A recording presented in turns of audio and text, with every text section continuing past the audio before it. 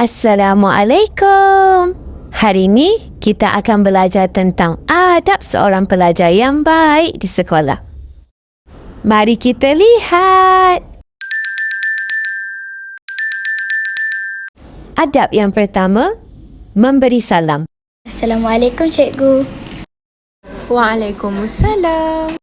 Adab yang kedua, berterima kasih. Awak kenapa, Yat? Saya lapar, tapi duit saya tertinggal kat rumah. Oh, ya ke? Tak apa, saya bawa bekal hari ni. Jom kita kongsi sama-sama.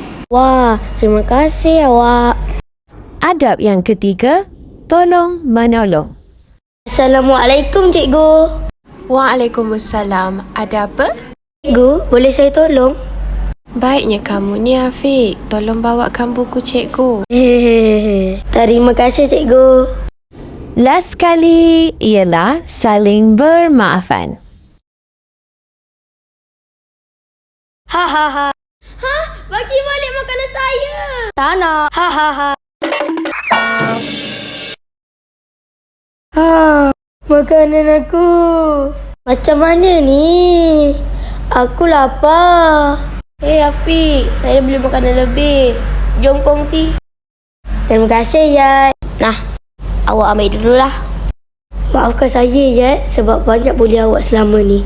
Apa? Saya dah maafkan kamu.